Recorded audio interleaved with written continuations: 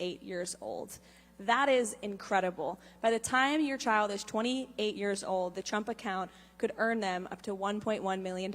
I'm 28 years old right now. I wish I had a Trump account back in 1997. So this is amazing. Yes, indeed. And I think it's so interesting to look at this retroactively, understanding that for many Gen Zers in our country, financial literacy was never a part of our curriculum growing up. No one taught us how to file for our taxes. No one taught us how to purchase a home or to invest in the stock market. Or even to fill out a job application. Absolutely correct. So making sure that our children have this capacity is so, so important from the education side. But Cheryl, you talked about parenting as launching your children successfully into the world. Are you hopeful that new parents, and this generation of new parents in particular, has the chance to learn some financial literacy along the way with our kids through this program? Well, I do. I think that this program is so helpful in that way because, like you're talking about when you were growing up, when I was growing up a long time ago, we didn't talk about money in our house. We didn't have any money in our house. My parents worked very hard and they were just getting by. But even to talk about finances, to talk about money was so stressful. And it was stressful because we just didn't have any. So to start an account that has money in it, that is going to be that child's account, is such a great way to introduce finances, financial literacy, financial independence, and a great time for parents to be able to talk about it with their children. And, we all know every child develops differently at different ages. So as a parent, you can keep connecting with your child when they're 8, when they're 10, when they're 12, and look at the account, look at what that interest is. And like you were talking about too, having parents, I don't want to say donate, that's not the right word, is it? Invest, contribute. And even like Kevin O'Leary was saying, once you start working, I started working when I was 14, to have an employer invest in that account is very exciting. And it is hopeful. It's the opposite of stressful. It is time to talk about your child's future with them. And I think that's just so great. And a child will already be emotionally invested in that because it's theirs.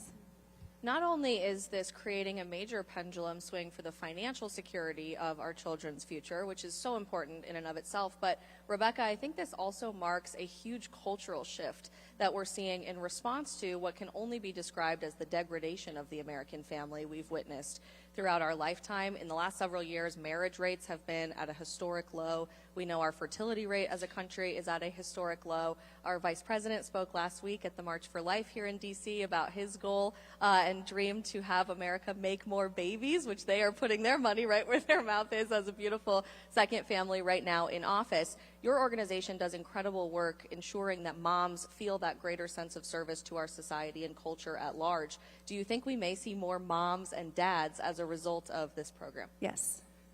Short answer, yes. I'm so grateful that it's colliding at the time that it is, because the more involved I am getting into my Moms for America organization, it's just so on par with what I am doing in my children in raising them to be America-loving, learning from our founding fathers, learning how, if the more you learn about our founding fathers, you can't not be affected by their character that they all had. And instilling that in my children, starting at, my daughter, I have a couple books, but she's only 2. My 6-year-old is really, at the age, like you were saying, Cheryl, every age is different, and you kind of have to just figure out how you can relate to them at that point and how you can teach them things at that point, because then it changes. Like, as soon as you figure out your child, like, they're changing. But I think that it's just another way to invest in them and to love our country even more, and to be grateful and know the privilege that we have as Americans. My husband is born in Denmark, and so he has a very unique perspective he's always had the American dream ever since he was my son's age. When he was a little kid, he wanted to move over here because he's a numbers guy as well, so he understood the opportunity. And so that is very exciting, and accountability as well. Accountability because how I grew up, my parents got divorced and my life was a mess, and it's fine, it made me who I am, but I didn't have any kind of foundation to build on.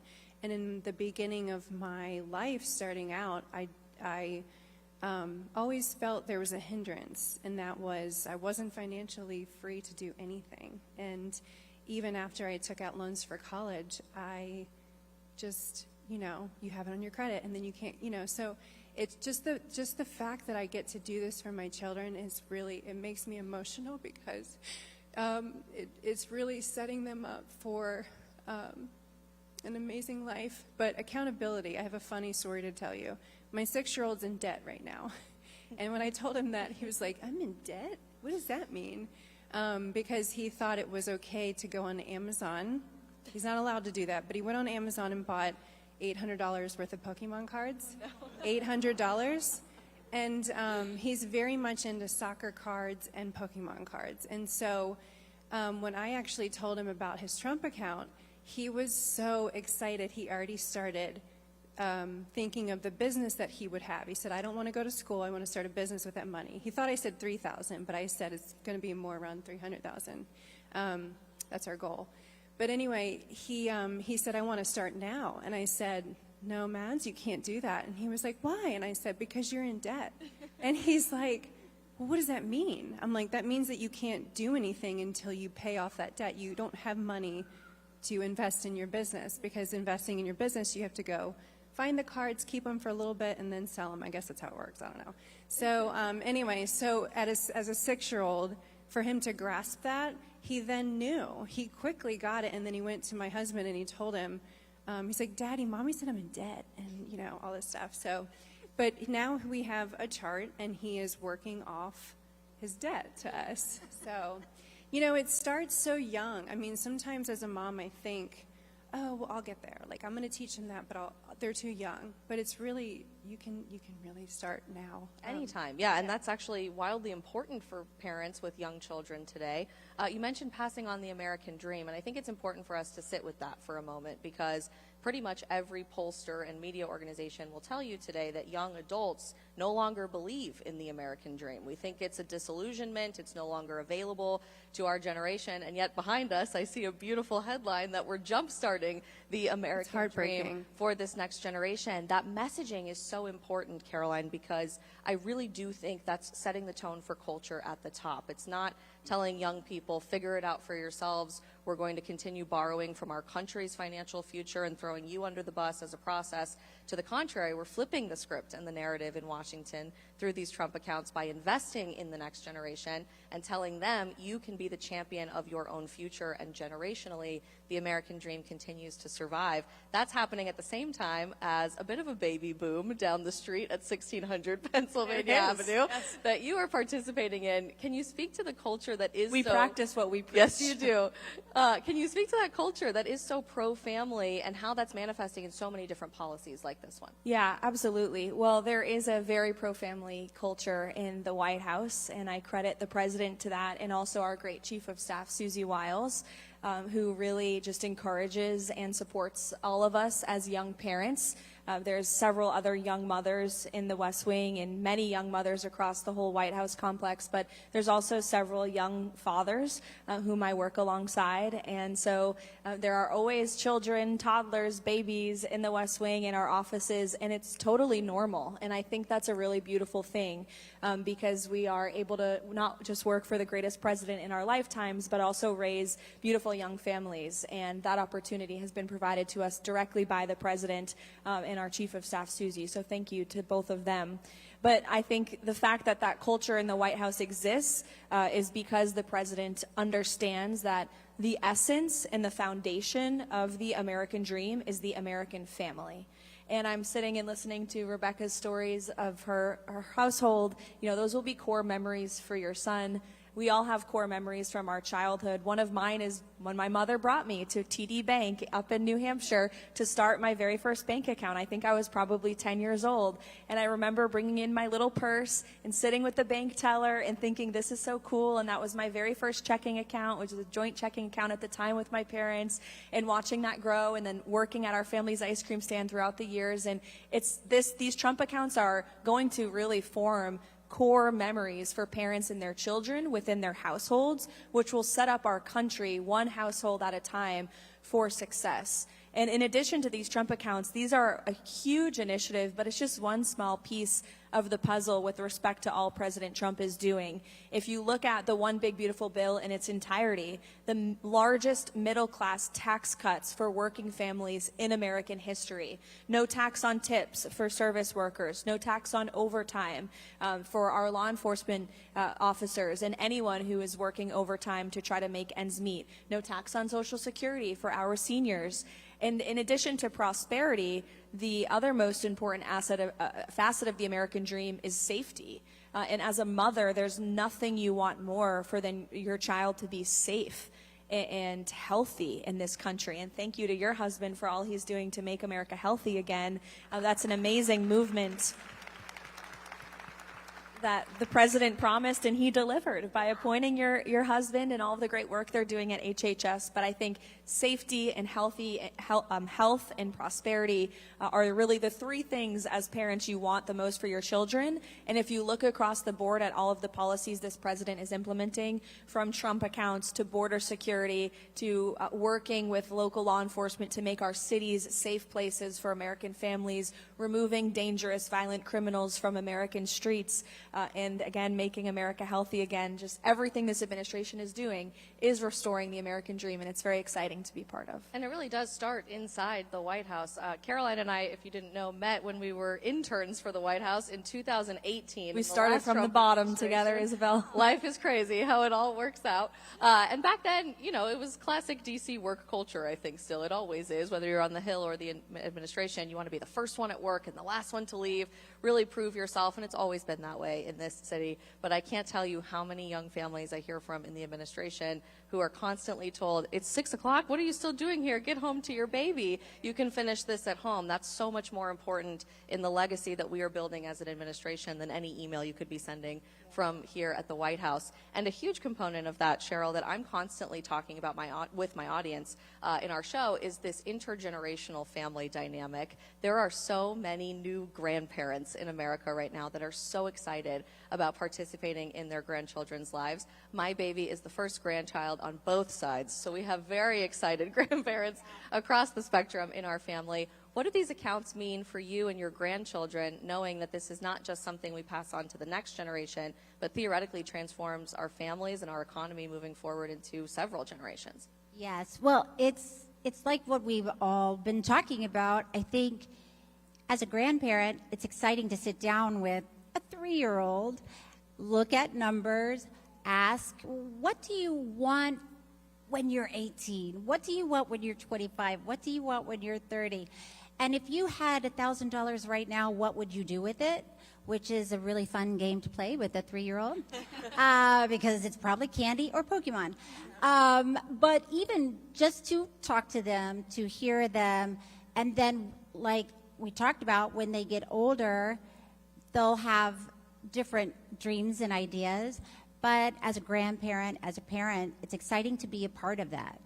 And as a grandparent, it's nice to know you can put money into an account for your grandchild or your child.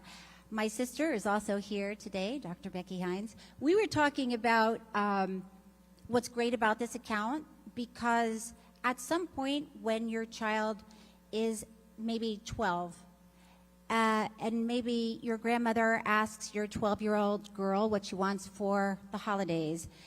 And as a grandmother, you're going to get her that ugly sweater that you love to give.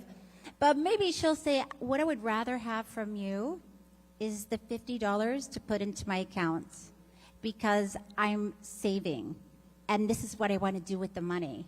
So it's a very exciting, empowering tool and learning tool. And so it's it's fun. It's like we said, they're invested emotionally and financially. So it's something that you can work together as a family. And we were talking about having a lot of siblings growing up, and I asked you if it was crazy having 7, because it was crazy to be. Yeah, because how many did you have? How many siblings? The 5th of 7. Yeah, 7. Yeah. So when you're in a big family like that and you're one of many children, a lot of times you don't have your own thing. You're waiting to get the hand-me-down dress from your sister or the old bike from your brother. But so to know that you have your own accounts and you have control over it. You get to decide what you're going to do with it. It's not your parents deciding for you. It's when you're 18, you get to decide. It's very, it gives someone a feeling of pride, a feeling of individuality and independence. Absolutely, and it's a huge shift, I think, into that individuality that typically when we were growing up, the idea was you had a college investment account and you were expected to use that for tuition dollars. Rebecca, you said your son wants to start a business when he turns 18 and wants to make sure that he has the chance to be an entrepreneur. What an incredible foundation to be able to give him. When it comes to investing in your own American dream for teenagers now and children who will grow up with these accounts, do you think that's going to create more of an entrepreneurial spirit with this next generation? Absolutely. I mean, going off what Cheryl was saying, you know, whether you're in a big family or a small family, just that that specific investment to them as an individual, you know, is it, you know, over and over and over, because kids are, it's repetition, right? And you know, just they can start to dream their dreams every time you bring that up to them. And there was something else I was going to say. Pregnancy brain. We've all been there many times. I hear that too.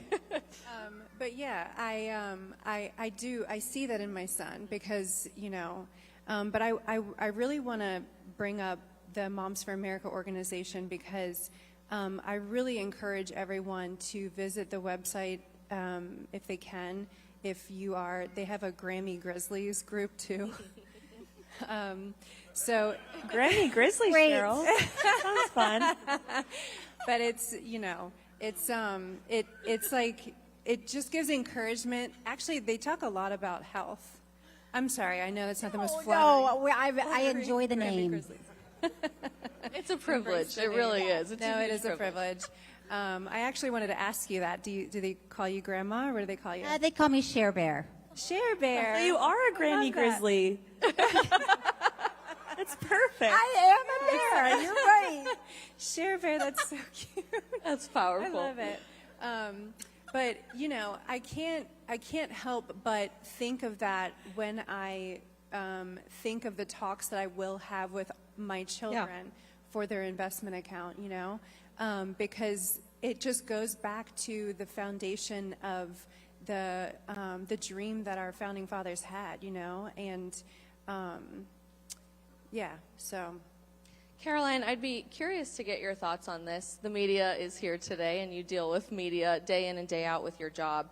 I'm already starting to see an interesting reaction to the idea that we do have a fertility crisis and a marriage crisis, a family crisis, as some sort of partisan political talking point, that it only applies to one side of the political aisle today. And I'm sure there will be many who come out saying, because it's called the Trump account, this is not a good idea for our society or a positive investment in the next generation. What message would you tell the media and those who might be skeptical about this, that this really is about all of our families and about the entire American people?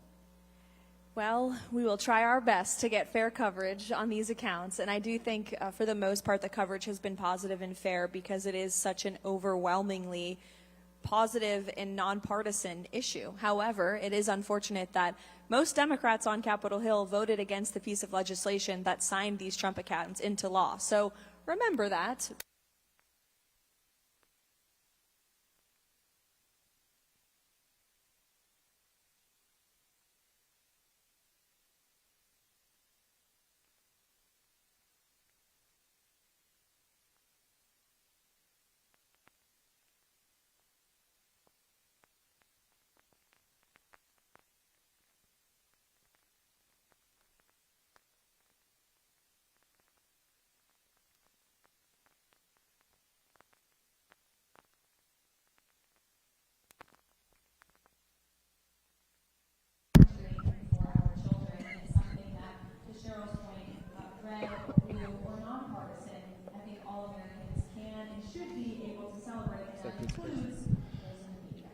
One more logistical question I have for you, Caroline, about the program is something that really I haven't seen any coverage. Do-si-do, promenade. Yes, okay. I first spoke to you after the EPA raid on Gibson guitars I remember that. for human Yes. events. Yes. Yeah. Very, very good to see you. Can you share a little bit more about that? Yeah, so just to go back to the eligibility. We good? Your child was born January 1st, 2025 through 2028. You're eligible for Okay. that $1,000 Senator, seed fund. Senator Marsha Blackburn from Tennessee, thank you very much for speaking with Real America's Voice today. How are you? I am doing great and so excited to be here and celebrate the Trump accounts. You supported this bill in the Senate Finance Committee where you're a member. Can you talk about the sort of the bipartisan support for the bill, and did it surprise you or not surprise you? Well, one of the things we have learned is that people want to make certain they have every opportunity for their children. I like to say faith, family, freedom, hope, and opportunity. And people want to see those opportunities. So even though no Democrats voted for the big, beautiful bill, Working Families Tax Cut, the idea of opening accounts for babies, all babies that are born between 25 and 28 are going to get that $1,000 account. And parents can go to the IRS website if they still have small children and pull down Form 4547, and they can then open an account for their children and watch that nest egg grow. You're running for governor of Tennessee. Do you see a way to extend this as governor of Tennessee? I think what you're seeing is a foundation that is going to put in place some financial literacy, access to capital, a focus on nest egg building. There are already 529 accounts for education at the state level. The good thing is what we're doing is opening those doors and starting those discussions. And then, of course, if state legislatures want to do something that adds to this, they'll have that opportunity to make that decision. It is a great idea. Senator Blackburn, thank you very much for speaking to Real America's Voice. Delighted to join you. Thank you. Yes.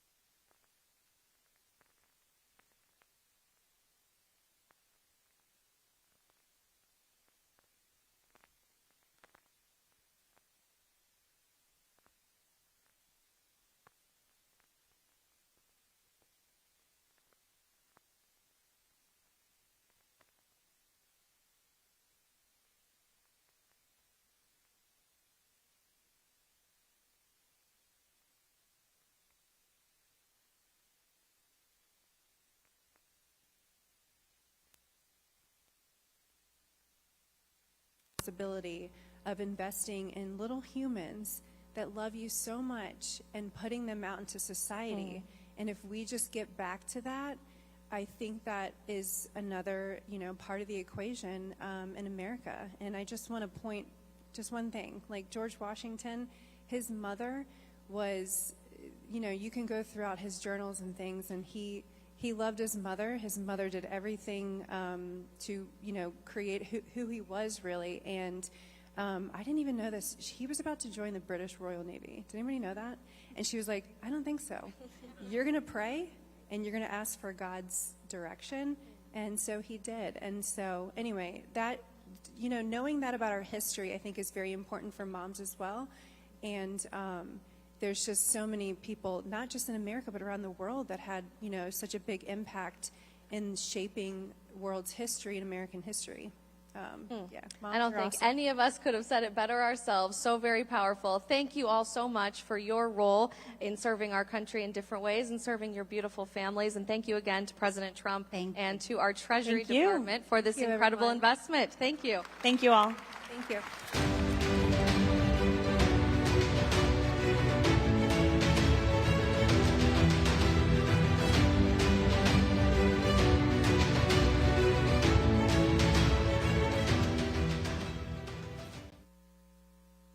Sorry I can't be there in person with such a tremendous gathering of leaders and philanthropists.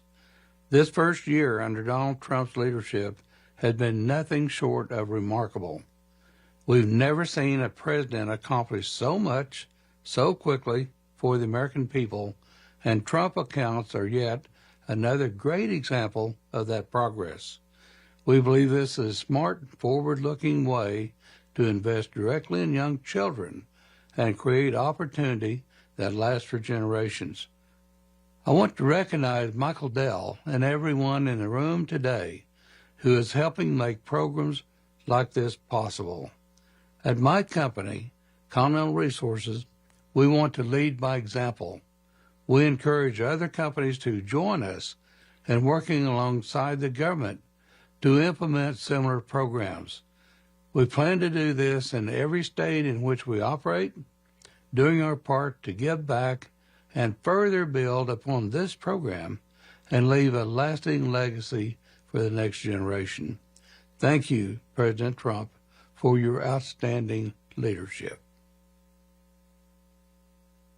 Hi, I'm Ryan McInerney, the CEO of Visa. Today marks another important step forward in what has been a shared and unifying goal: helping Americans build long-term financial security for the next generation. Visa has been a supporter of this effort since the beginning. With this bold initiative, the administration is truly investing in the American economy, helping families fund their kids' long-term financial security. Visa was proud to be among the first companies to announce plans to incorporate Trump accounts into our employee benefit plans. Additionally, Visa is going to work with our bank partners to enable millions of Americans to use their Visa credit card rewards to fund Trump accounts. It's a simple and powerful way to turn rewards into savings to help families save for their children's future through everyday spending. Through this new program, we are playing a part in this important effort to connect more people to the global economy, unlocking another channel for families to support their children, and ensuring the next generation has a stake in our country's future prosperity.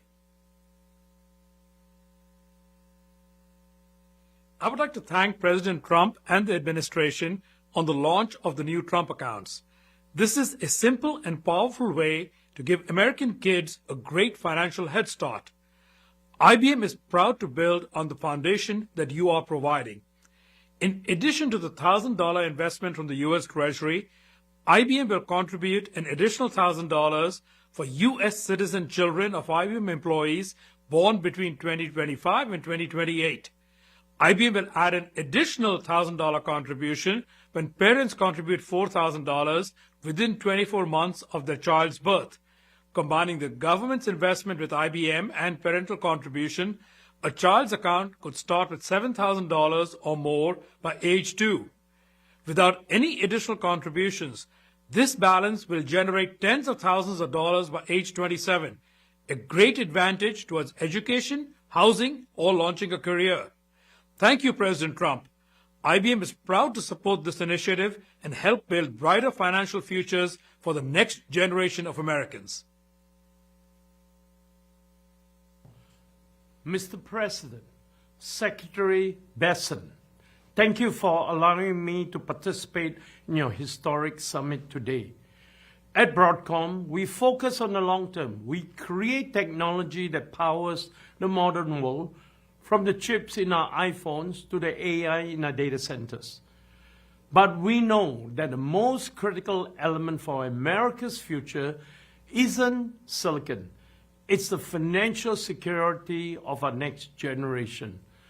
The Trump Account program is a visionary step towards making every American a shareholder in our nation's prosperity. It ensures that as our economy grows, driven by the very AI and semiconductor breakthroughs we develop, every child will have a front row seat to that value creation. So today, I'm proud to announce that Broadcom is joining this mission.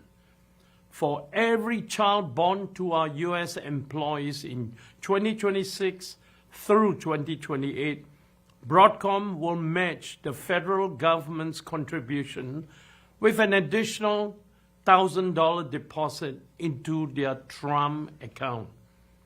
Combined with the President's generous grant, this will give the children of our employees a good start to building their own foundation for a bright future.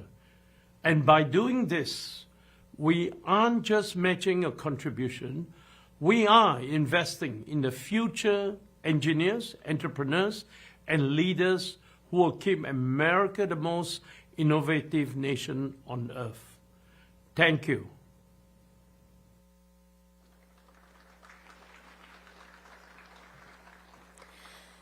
Ladies and gentlemen, please take your seats. The Trump Account's launch will resume momentarily. Please, please, please, please, please, please, Honey, please, yeah, oh yeah, I love you so, baby, you did me wrong.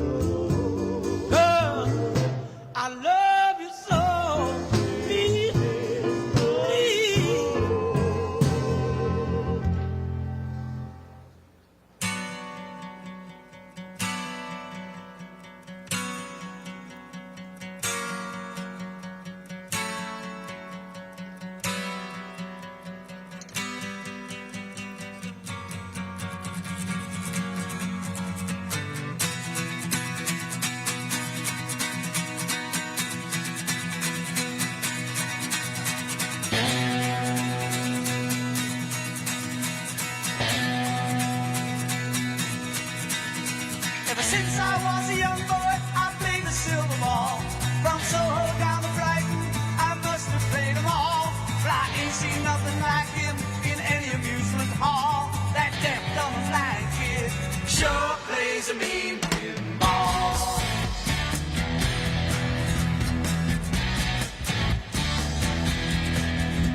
He stands like a statue, becomes part of the machine. Feeling all the bumpers, always playing clean. Plays by intuition, the digit counts as ball. That deaf, dumb, and blind kid sure plays a mean pinball.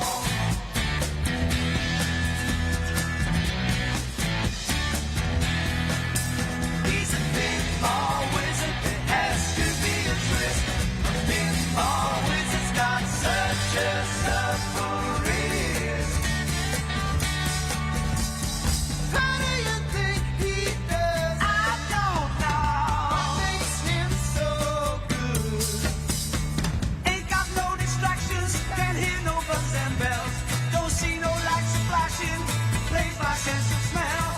Always gets a replay, never seen him fall. That deaf, dumb, and blind kid sure plays a mean pinball.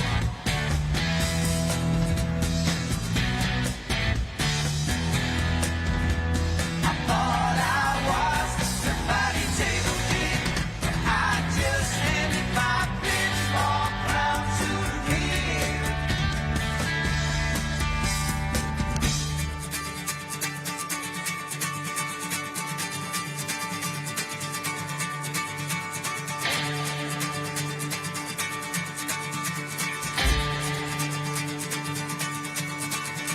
Even on my favorite table, he can't beat my best. His disciples lead him in, and he just does the rest. He's got crazy clever fingers, never seen him fall. That deaf, dumb, and blind kid sure plays a mean pinball.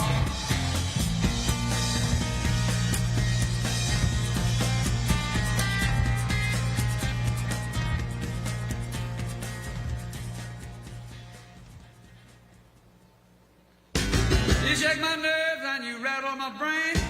Too much love drives a man insane. You broke my will, what a thrill. Goodness, your records and quitting balls of fire. I let you love all I thought it was funny. You came along and you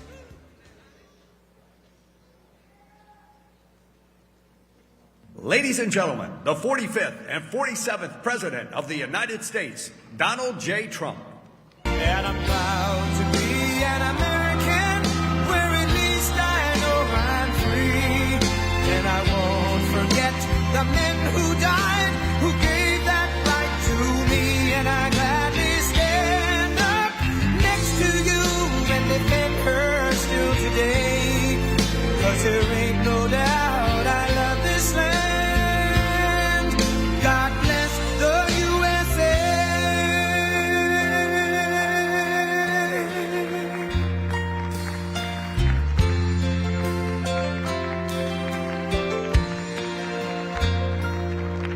From the lakes of Minnesota to the hills of Tennessee, across the plains of Texas, from sea to shining sea, from Detroit down to Houston, New York to LA, where there's pride in every American heart, and it's time we stand and say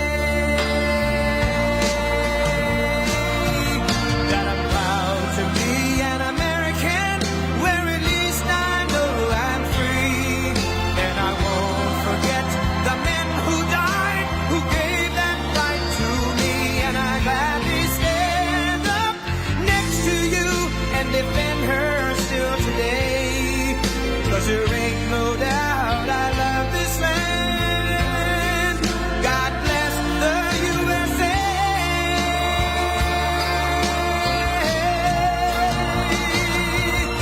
And I'm proud to be an American, where at least I know I'm free. And I won't forget the men who died, who gave that right to me. And I gladly stand up next to you 'cause there ain't no doubt I love this land. God bless the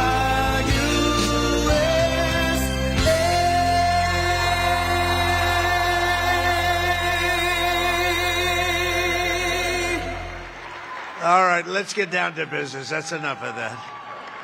But how good is Lee Greenwood? He was with us right from the beginning. First time I walked onto the stage, I heard that song. I liked it.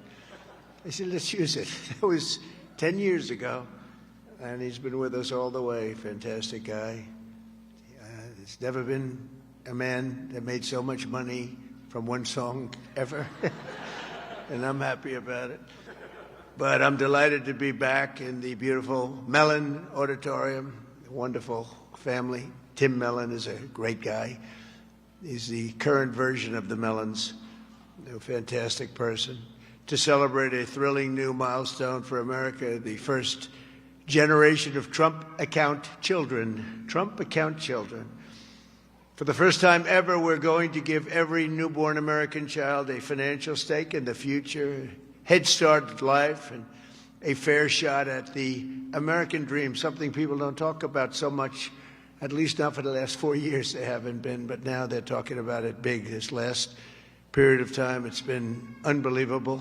When you see what's going on with our economy, the tremendous investments that's been made in our country. We have over $18 trillion coming in. The most, I think, was 3. That was 10 years ago, another country, not even our country. We have $18 trillion, and we have thousands of businesses being built all over the country, and hundreds of massive plants, so big, car plants, AI plants. With the support of the men and women here in this beautiful room, over the next 15 years, we're going to put $3 to $4 trillion of wealth into the hands of young Americans who otherwise would have really started out with nothing. It's really an amazing thing because it gives young children that start out with really nothing, and we gives them, boy, it's more money than anybody could imagine. From their standpoint, they'll have a real start in life, and that's why decades from now, I believe the Trump accounts will be remembered as one of the most transformative policy innovations of all time. And I've done a lot of them. The tax cuts, we've done a lot of them, more than I think anybody. And I think this is going to be one of the most outstanding. Last summer, I signed the great, big, beautiful bill delivering. It made this possible, too. It actually made this possible. Without it, we wouldn't have been able to do this. Delivering the largest tax cuts in American history, including no tax on tips, no tax on overtime, no tax on Social Security for our great seniors. And, you know, we did another thing. When you buy a car now, you get a deduction on the interest payment if you borrow money. So think of it. Rich people get so many deductions. I'm the king of deductions. I love deductions.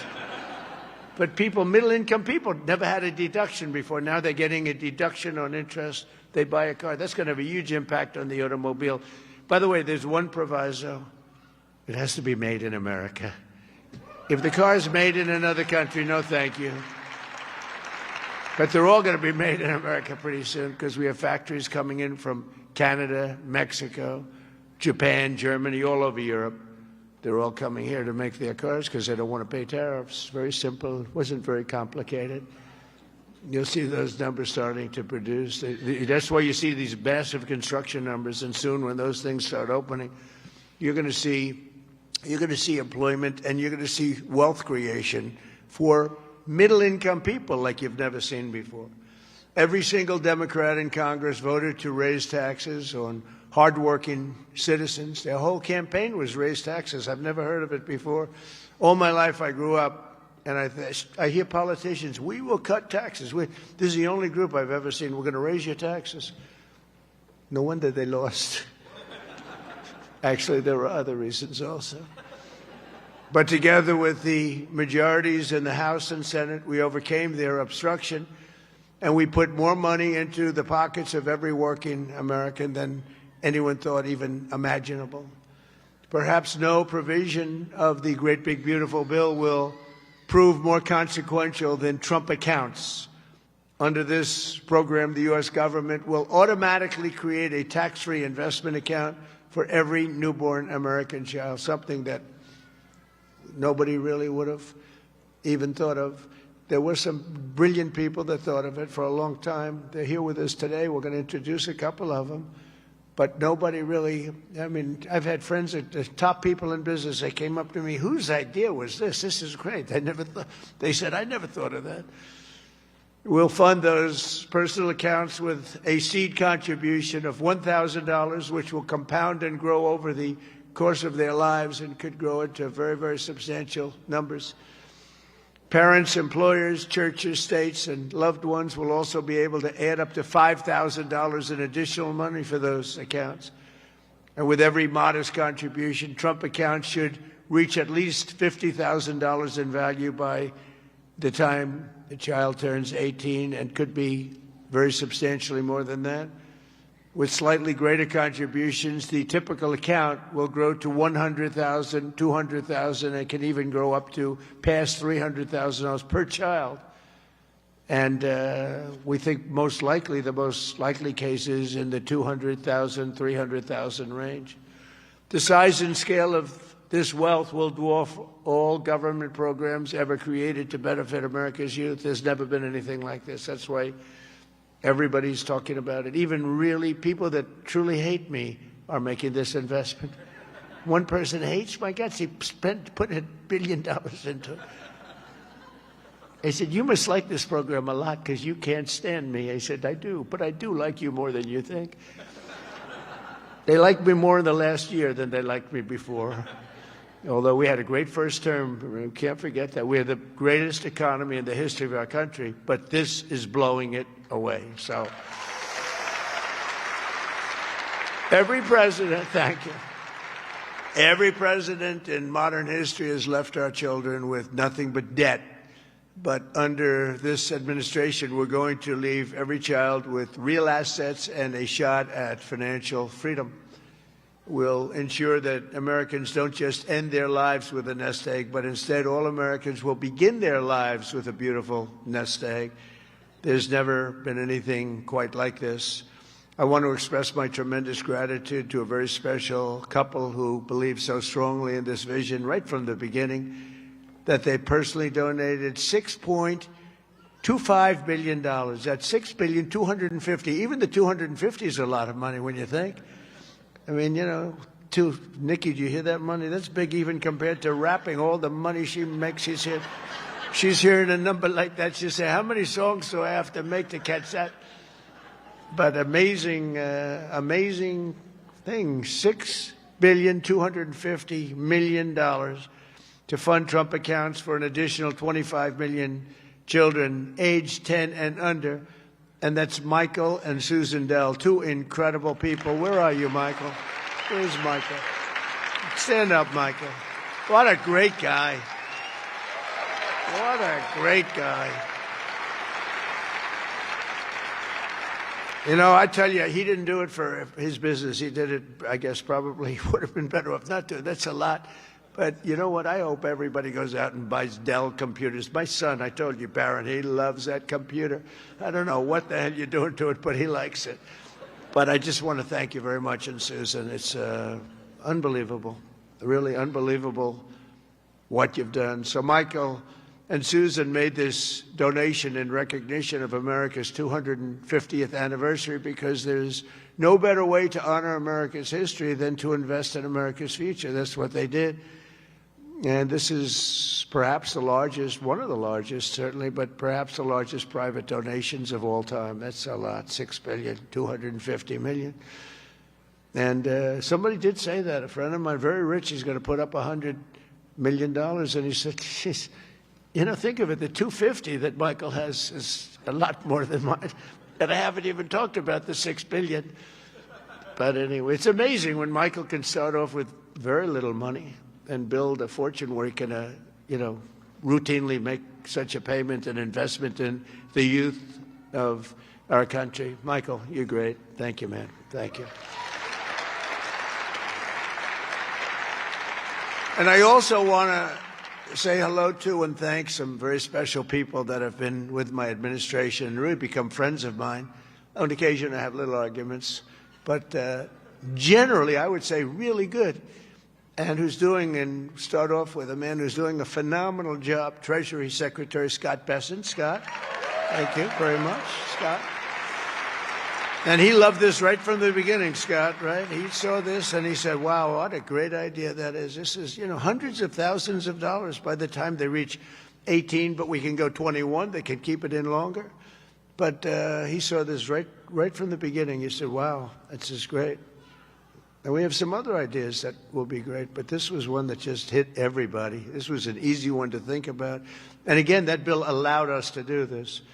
Otherwise, can you imagine trying to get this approved by Democrats and Republicans? Let's get together. We got it done. Also, a man who's made your life much easier, because those of you that are building plants and equipment so you can give your money, ultimately you're giving your money away anyway, no matter how much you make. But he's made it a lot easier. Approvals for big plants used to take 20 years, 25 years, and then you'd get rejected, actually. You'd go 20 years environmentally and they'd reject you. You finally, if I think of it, a guy starts young, he starts an approval process. By the time he's middle-aged, they take a vote and he loses. It's not worth it. But we have a man that's getting these things done in a matter of weeks. And the biggest plants in the world are being built right now, and he's getting them done fast. He's getting electric plants built so that we can buy them. They're paying for them. They want to pay for them, so they can open up their AI plants and they can open up their automobile plants, and lesser so. The automobiles, believe it or not, take much less electricity. You're going to have to tell me why you need so much electricity to create information. I said, what's your primary product? Information. Oh, I see. Information. It better be damn good information for the kind of money. But Lee Zeldin is a star, and he has been incredible. Thank you, Lee. And, I have to say this. Scott and I were talking about it. So Lee went out to California after the fire, which would have never happened if they would have let the water flow from the Pacific Northwest, which everybody's been telling them, including me. Now I just opened it up. We literally sent in the military to open it up. But if they would have let, you wouldn't have had the fires, because you would have had a little thing called the old-fashioned way, water in the fire hydrants, as opposed to empty fire hydrants. You would have had water, and most of the houses had the sprinklers on top. No, there was no water in their sprinkler in their living room. All those fires wouldn't have started.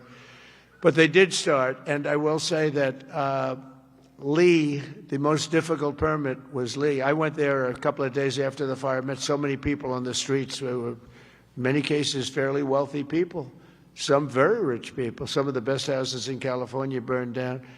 And I said to them, so what do you want to do? They said, sir, we want to start immediately. Well, we'll get you permits. Now, the hardest permit, Lee, was the federal permit. Is that right? He got everything done in 20 days, right? The whole thing? Is that a correct statement or less? 20 days. So he got everything done, 100% ready to go. And I went for a meeting, and this mayor, who's a grossly incompetent person, she said, we're going to try and have the permits done within 2 years. Remember that? I got into an argument. I said, you mean within 2 days, right? She said, no. And I'm meeting all these people as I'm walking along the streets with the fire departments and the policemen, and they're all devastated. They're still smoldering. They weren't even allowed to go in their property. The Environmental Protection Agency local said, don't go on your property, okay? We said, it's okay, don't worry about it. Any problem is gone. Any problem is burned. Any germs are burned. They're burned. They were burned. Nobody's ever seen anything like it, but all so unnecessary that it happened. But we got it all done in 20 days, the whole place.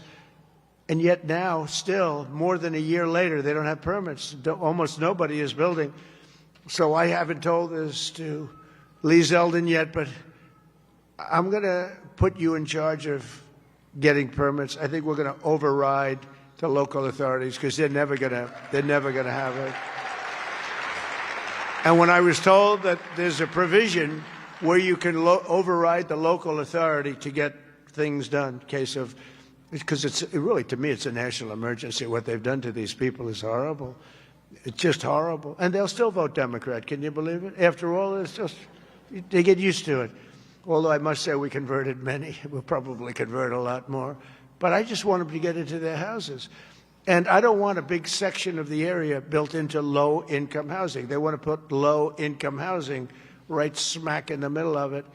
And that's not the American dream, you know? You didn't do that. And low-income housing is great. I built a lot of low-income housing, but you don't put it there. This is one of the richest neighborhoods in the world, and we're going to let those people, and I recommend it strongly that everybody gets the approval, immediate approval to build a house, and you give them a 10% bonus so they can build a house 10% larger than they had before if they want, for all the suffering they've been caused. So they can build a little bit bigger house. So Lee, if you want, will you accept the job? He's under a lot of stress. Okay, all right? Override those people. Those people are incompetent. Between the mayor and the governor, they're incompetent. They'll never get approved. They'll never get approved. So do whatever you can, Lee. There's a provision that you're allowed to do it, and I'll sign it in 2 seconds, frankly. It'll never happen. I also want to introduce a man, Frank Persigno. Now, if you met Frank, and if you knew Frank, he's quiet, but he's actually a stone-cold killer. He was one of the biggest people in business. He would have been sitting with you. In fact, now he's got a better seat because he's working for the government. He's the head of a lot of things, but the job he's done in this country is great, and he's working on Social Security and a thing called the IRS. He's working with Scott on both of them, really, but the IRS in particular, and he is a fantastic man. Where are you, Frank? Took the biggest pay cut in history. He went from being paid $35 million a year to being paid about $35 a year.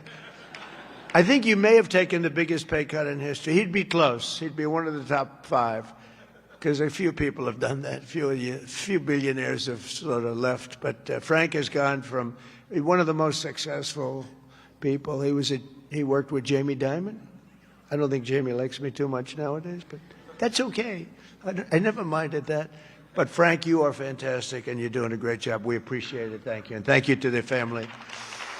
The director of National Economic Council, a man who's in the news a lot. You know, my only problem is I don't want to lose him. I will tell you that he's working from a big deficit because I don't want to lose him. He's so good. Kevin Hassett. Thank you, Kevin. Thank you, Kevin. A friend of mine, a senator who has been unbelievable. She's a tremendous woman, married to a great football player. Her husband is a massive man. This guy, he played in the NFL, I guess, for 11 years. He was top-of-the-line player. I met him. I said, that's not a normal situation. Look at this guy. This guy was seriously powerful, big, and he's as nice as he is big. And she is one of our best senators, Senator Katie Britt. Thank you, darling. From Alabama. I love Alabama. We love Alabama.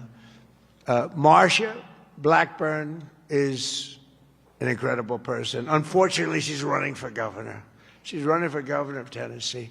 I'd love her not to. I begged her. I said, Marsha, we don't want to lose you in the Senate. But I have to say they're lucky.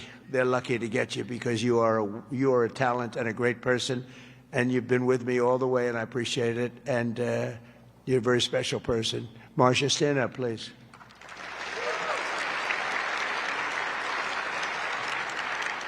And a senator who's a friend of mine, you wouldn't believe that because we went through a rough campaign together. It was nasty. We got along so well, and we actually did joint rallies. Can you believe it? He wanted to get some of the action, so he's smart. He said, would you do a rally with me?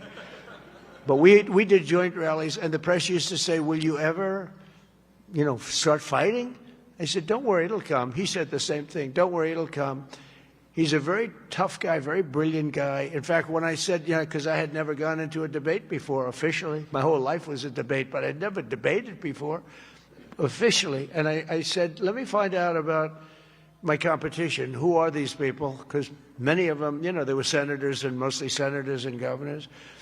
And I said, well, why don't we start with this guy named Ted Cruz? Let me, he was the best student at Harvard, #1 in his class. He was the best student at Princeton or something. And he was the national debate champion for 3 years. And I said, well, I don't like that. I didn't know that. I don't like that. And he was a very good debater, I will tell you that. He's a smart guy. But I'll never forget, because he was the first one I looked at. I just joined the ranks of politics. And the first famous, that was the Rosie O'Donnell. Remember that? Only Rosie O'Donnell? Ireland, you can keep her. Ireland has done us tremendous. The head of Ireland said, "Are all your people this way? We don't want that." But Ted Cruz has one thing that I love. If I ever have problems, because it's hard to get people approved, he's a brilliant legal mind. He's a brilliant man. If I nominate him for the United States Supreme Court, I will get 100% of the vote. The Democrats will vote for him because they want to get him the hell out. And the Republicans will vote for him because they want to get him the hell out, too. Where's Ted?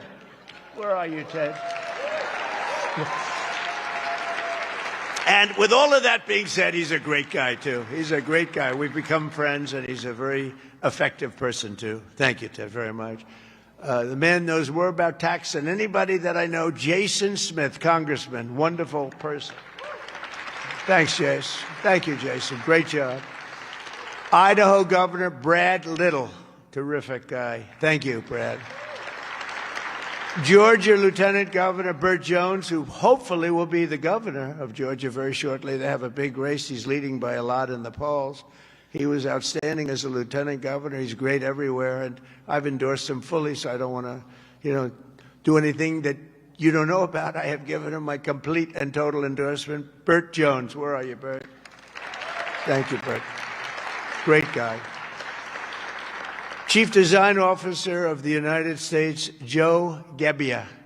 Joe, thank you. Great idea. Great ideas. Also, we have Mr. Wonderful, Kevin O'Leary. I like Kevin O'Leary. Where's Kevin O'Leary? Come on. Kevin, it's so nice. He's with me 90% of the time. But when he's with me, he's really with me. Great. And we got the TikTok deal done. Who the hell thought we could do that, right? I know. I wish he wanted to buy TikTok so much, and I would have done it, but his price was slightly lower. Slightly. He's fantastic. What a good, you're an entertainer, businessman, you had the whole quality, so I appreciate. I know what you did. Having done The Apprentice, I see you on television. You have what it takes, right? So I appreciate it, and thanks for all the nice things you do. And Cheryl Hines. Where's Cheryl? Wow. Married to a very, very powerful, important man. And I said, I'll tell you, Bobby, she's strong. I watched her in an interview. I said, Bobby, you keep him in line, don't you, huh? She said, yes, I do. She's got no choice.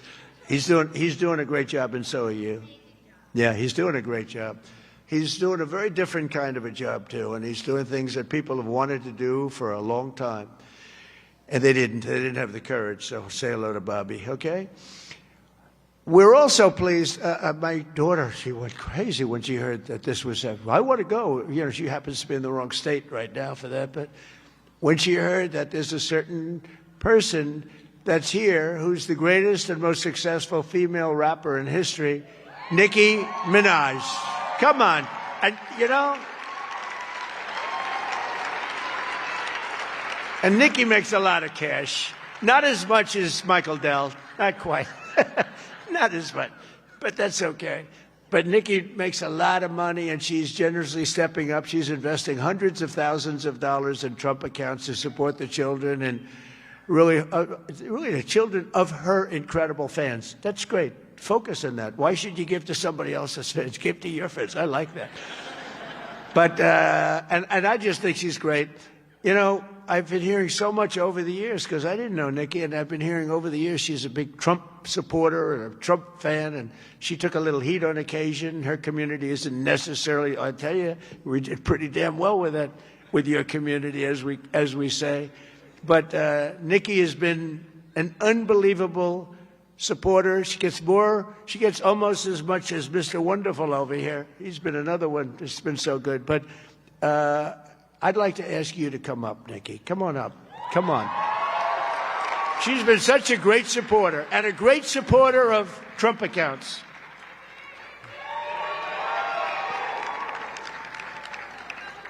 And I said, I'm going to let my nails grow because I love those nails. I'm going to let those nails grow.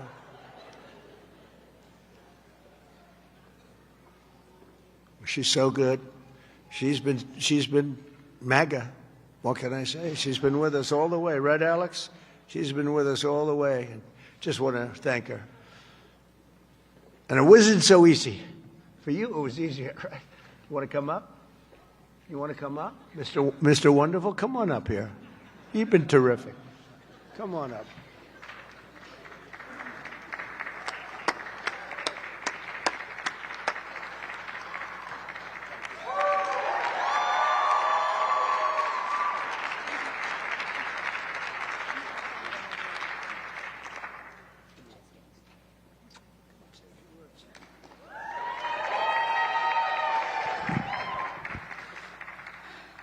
Hello. Well, I don't know what to say, but I will say that I am probably the president's #1 fan. And that's not going to change. And the hate or what people have to say, it does not affect me at all. It actually motivates me to support him more. And it's going to motivate all of us to support him more. We're not going to let them get away with bullying him and, the smear campaigns. It's not going to work, okay? He has a lot of force behind him, and God is protecting him. Amen.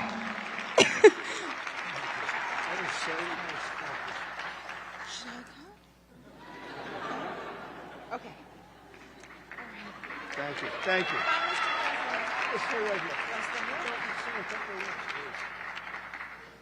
On behalf of all the entrepreneurs in America, I'd like to thank you, Mr. President, because we create 72% of the jobs. Companies 5 to 500 employees, and all we care about is policy. We love policy, pro-business policy, and these accounts are fantastic for independence and support. I thank you very much. It's all about the entrepreneur, and I think you know that, sir.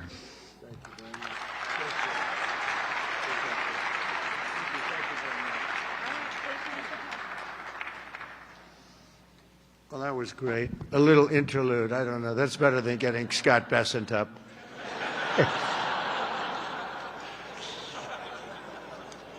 Thank you both very much. Two terrific people. When Trump accounts officially launch on July 4th of this year, every parent will be able to activate their accounts and access the funds at the trumpaccounts.gov. So it's all set up, all ready to go. It's beautiful. The site is beautiful. On that glorious day, we also expect to have commitments from generous private individuals in all 50 states, and they'll be making additional contributions for children in their own states. And already, legendary investor Ray Dalio has pledged to adopt the entire state of Connecticut. That's pretty good, Michael. And thank you very much, Ray. Great legend. And today, one of the original advocates of this program has agreed to adopt his home state of Indiana, Brad Gerstner. Brad's here someplace? Where's Brad? Come on. I think Michael and Brad, would you come up here, please? Come up here. I mean, this isn't exactly Mr. Wonderful and Nikki, but I think they might be worth more money than Mr. Wonderful, right? These guys are worth a lot of money.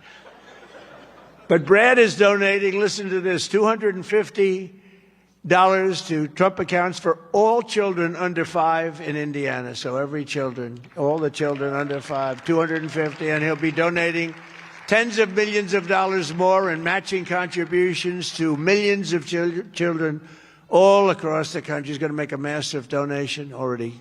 We know what it is. Brad is not only one of the most successful business people, he's the founder of the Invest America Foundation, and he's been working on this idea for years, and he was the one. He went over to see Michael. Michael loved it, and those two were a hell of a team, along with Mrs. Dell, who's been so great, Susan. I also delighted to report that dozens of major employers have signed up to add the Trump account contributions to the employee benefit packages, including Uber, Schwab, Charter Communications, and many, many others. And just today it was announced that Intel, NVIDIA, Broadcom, IBM, Steak and Shake, Coinbase, Continental Resources, and Comcast have all signed up for really big contributions. So I want to thank them. I want to have you two guys come on up. Would you say a couple of words? Brad and Michael, would you say a couple of words? That's a fantastic. Only Indiana. You can't do bigger. We love Indiana, but you know, how about Indiana, Iowa? No, we appreciate it. Big numbers. Thank you. Thank you. Well, 4 years ago, we set off on a journey to reconnect every child in America with the American dream. This president ran on a Main Street agenda that too many people had been left out and left behind. And his articulation of no tax on tips, that doesn't help rich folks.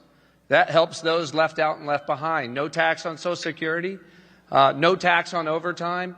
And when Ted Cruz authored the Invest America Act in the Senate, and Michael Dell partnered with me to bring the private sector to bear on this, we had the opportunity that this president was willing to sign. He immediately understood the impact. That this wasn't about the wealthy folks in America. This was about the 50 million American families who will be lifted up and reconnected to the American dream, because this is now the law of the land. Forevermore, every child in America, from rural Missouri to rural Indiana, from Trenton to Compton, is going to start off life with an investment account at birth, seated with $1,000, where they privately own NVIDIA and Microsoft, all the greatest companies in this country, right? Not dependent on government, independent from government. Not more socialism. The answer to more socialism is more capitalism. This makes every child in America a capitalist from birth, and it would not have happened without the leadership of our Treasury Secretary, Scott Bessent, without the leadership of the Speaker and Ted Cruz in the Senate, but most importantly, and every business leader in America will tell you this, for too long they had no access in Washington to the White House. People didn't want to hear their ideas. This president is voracious in his desire to hear from America's leaders about how to make America better. This is citizen democracy at its best. An idea that started around a kitchen table in Silicon Valley makes its way to this day. I'm humbled and honored to be here, and I'm grateful for your leadership. That's great. Thank you.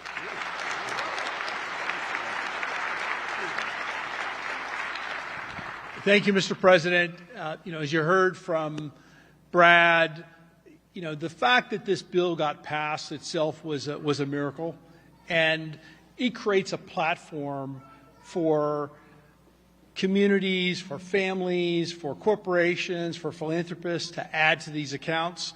And in not too many years, essentially every child in America will have savings invested in the greatest companies in this country. And that will change the face of this country over the next 10, 20, 30 years. We couldn't be more excited about this and the opportunity to make a difference. The best investment a country can make is in its people, especially in its children. And this creates an incredible platform for that to occur at enormous scale. And we're excited to see it all come together. Thank you all so much.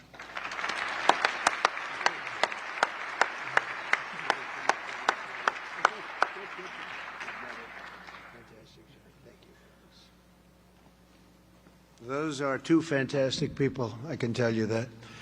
I want to give a very special thanks to some of the CEOs here this morning. Vlad Tenev of Robinhood, what a job he's done. Where's Vlad? What a job you've done. Young guy. Nice young guy, too. Arjun Sethi of Kraken. Arjun, thank you very much, wherever you are. Thank you. Anthony Noto of SoFi Technologies. SoFi. Thank you very much, Anthony. Great. These are the ones you read about, and Bill Ackman is here, Pershing Square, and Hock Tan of Broadcom, and so many others that if I name them, we'll be up here all day. But I just want to say that What a job you've all done. Incredible job. Everybody. Just about everybody in this room. Not everybody. I'm not in love with everybody, but a couple of them I don't like very much. But if they're here, I'm starting to like them a lot better because they're here for a very good reason. I'm officially calling on all employers all across America to follow the lead of many of these amazing companies and make matching Trump account contributions to benefit for the American worker, and they're going to benefit the American worker so much. This morning, I'm also pleased to announce that Visa is creating a brand new platform which will allow credit card holders to deposit their cashback rewards directly into Trump accounts. That's a big deal. Visa, thank you. Where's Visa? The head of Visa. Thank you very much, Visa. These initiatives could not come at a better moment because there's never been a better time to invest in the United States of America than right now. Who knew it would have happened this fast? I inherited a mess. We were a country that was laughed at a year and a half ago. We were laughed at. Now we're the hottest country anywhere in the world. Nobody even close. So, who knew this was going to take place this quickly? Right, Michael? I didn't think it was going to go that fast. I knew we were going to do it, but I thought it would take a couple of years at least. Just a couple of days longer than the first year, so it's really amazing. And just this morning as I'm running out, I see the S&P 500 hit 7,000 for the first time ever. So I say America is back. America is back. Since the election, the stock market has set 52 all-time record highs, adding $9 trillion in value. And $18 trillion of investment is pouring into the country. It's going to be higher than that. Just over 1 year ago, we were a country that lost its way. We were mocked and scorned, and every American child will now be and have access to something that is really incredible, and they can watch directly the economic boom that's taking place. This is a boom that's taking place, the likes of which we've really never seen. I don't think people, get it yet. Not a lot of people. They don't get it. They don't see the thousands of businesses being built, the hundreds and hundreds of massive factories that are going up all over. But they're going to start to see it. They're starting to see it. I mean, if they're modestly intelligent, if they're very intelligent, they saw it about a year ago. With us today is Craig Smith, a fourth-generation family farmer and volunteer firefighter from Culpeper, Virginia, along with his wonderful wife, Heather. Craig and Heather have an 18-month-old son and a 1-month-old that they also welcomed just recently, twin boys. And they can't wait to activate Trump accounts for all three of their children this July 4th. Craig and Heather, do you want to come up here, Craig and Heather? Where are you, Craig and Heather? Come on up. Craig and Heather, come on up. Come on up. It meant so much to them. People write letters. Every once in a while you get a letter, it just hits you. Craig and Heather, come on up. Thank you. That's great. Wow, look at this family, huh? They're a rich family now. The kids are richer than the parents. That's the way we want it. Thank you very much. Wow.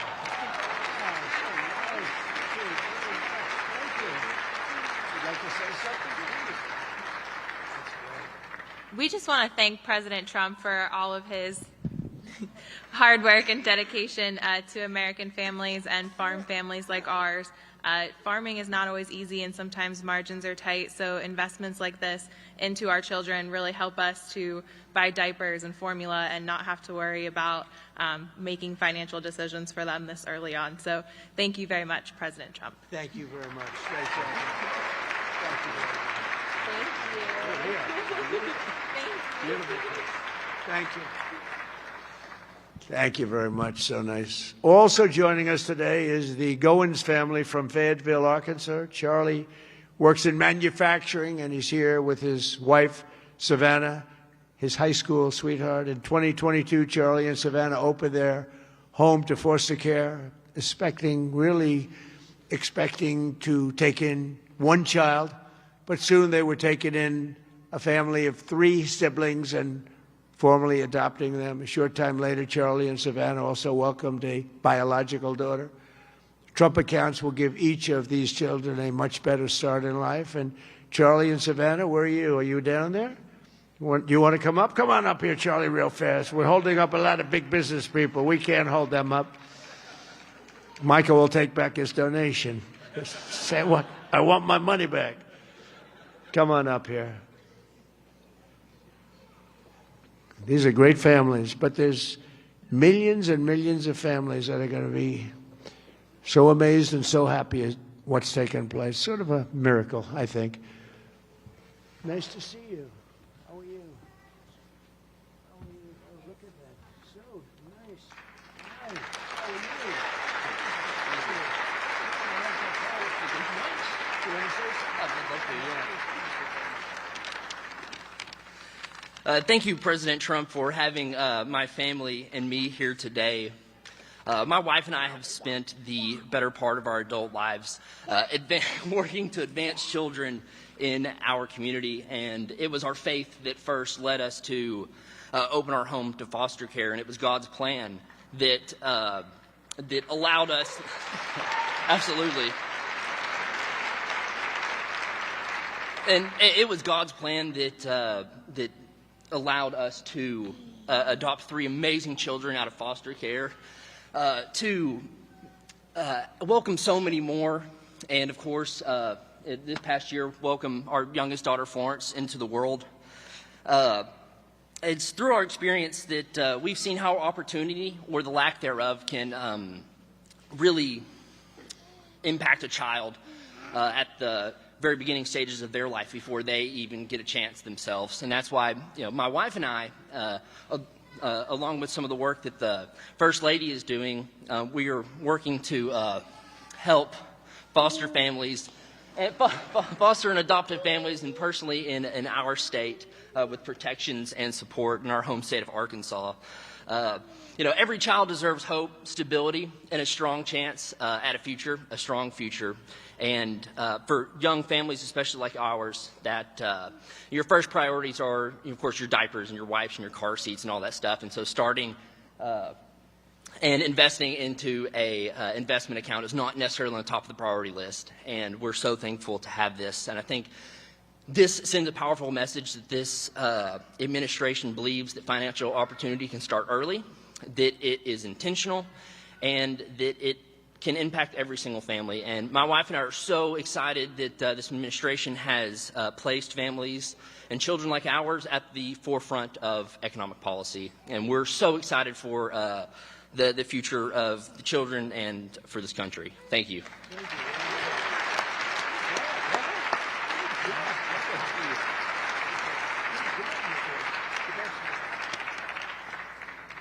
That's a great job.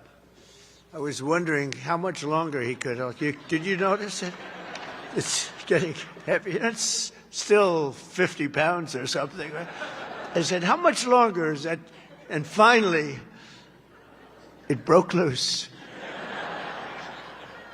But you could see a loving father there, couldn't you? Huh? The way he did that, right? Wasn't that a loving father? I watched that. He was grabbing. That's a great family. Thank you very much, both. Beautiful.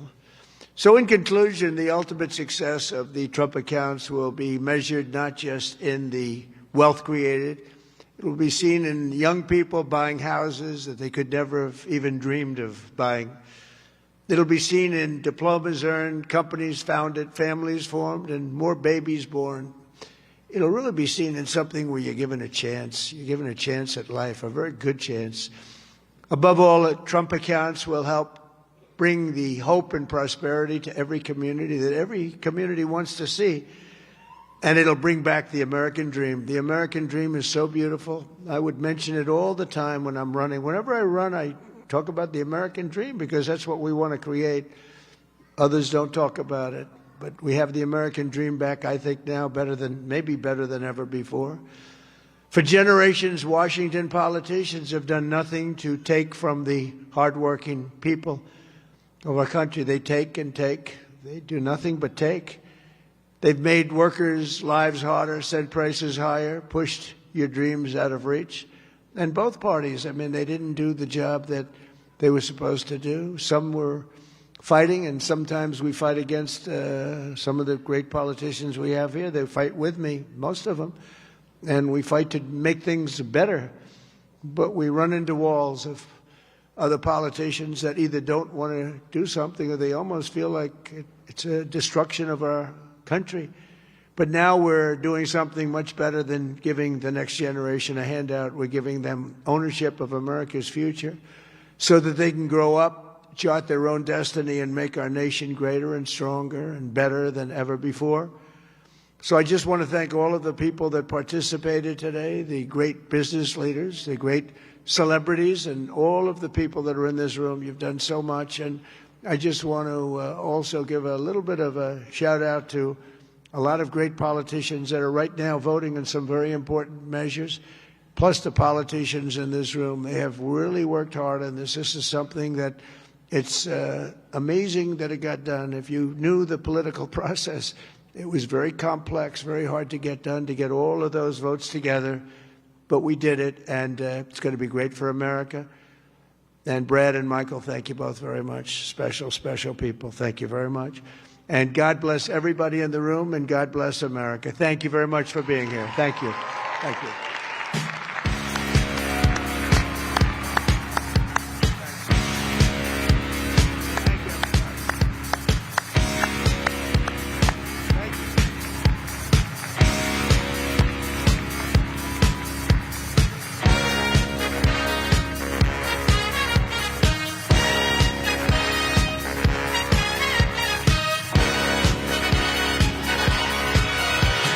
Young man, there's no need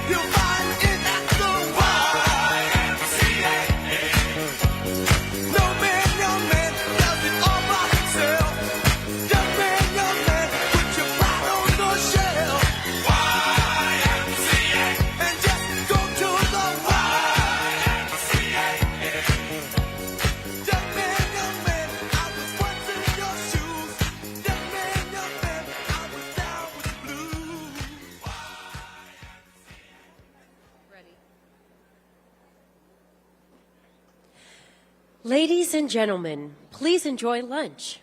The program will resume at 12:25 p.m. with Nicki Minaj and others.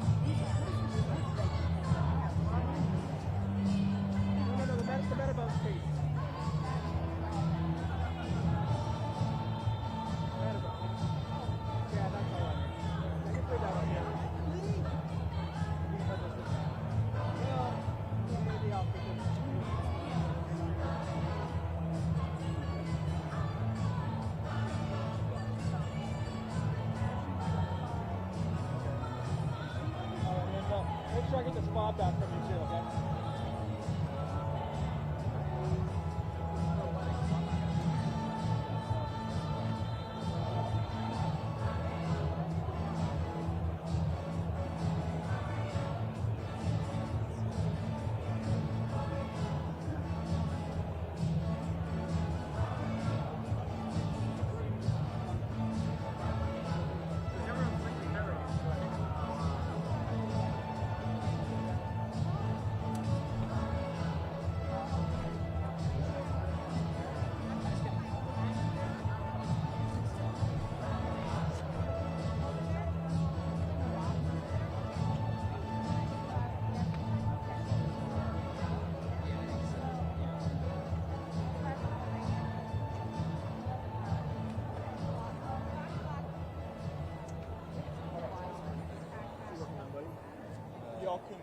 step away from the camera, back a little bit. Back one.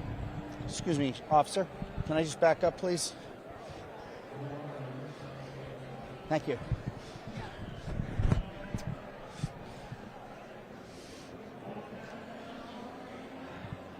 Unleash prosperity. Former Trump. Yeah. Say again? Can I get a 10 count? 1, 2, 3, 4, 5, 6, 7, 8, 9, 10. 1, 2, 3, 4, 5, 6, 7, 8, 9, 10. Good.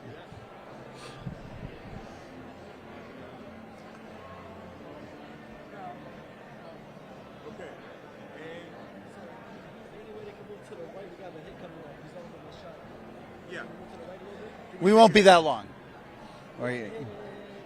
All right, we won't take 7, that's for sure. All right, and 3, 2, 1. Talking now to Stephen Moore from Unleash Prosperity and former economic advisor to President Donald Trump. Thank you very much for joining us in Real America's Voice. Thank you. Stephen, what did you think of the Trump account hard launch today? I love this idea. I think it's a way to share the wealth, to make sure that when America does well, all American workers own a piece of the rock. And so this is a great way to make sure that not just wealthy people, but every working class American and every child is going to get rich, because when America does well, so do all Americans.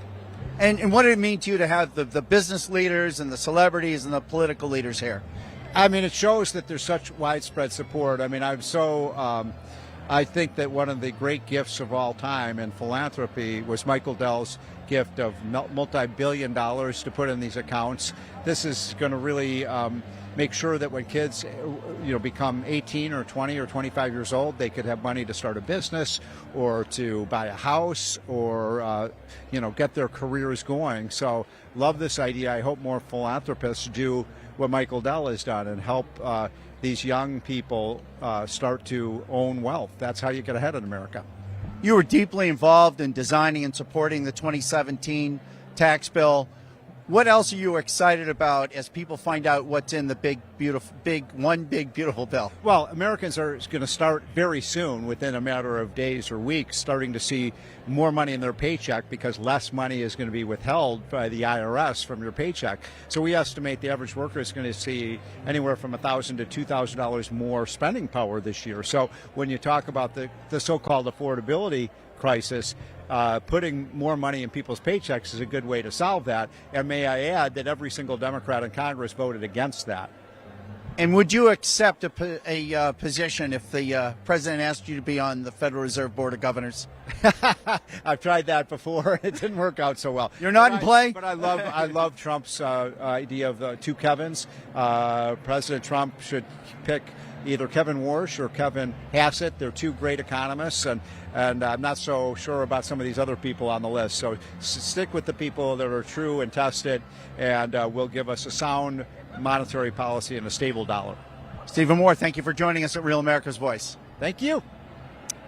Good to see you, man. Really appreciate it, Steve. Oh, you have a card or something with you? I don't. Yeah, I did. I think I have your number. I'll text you.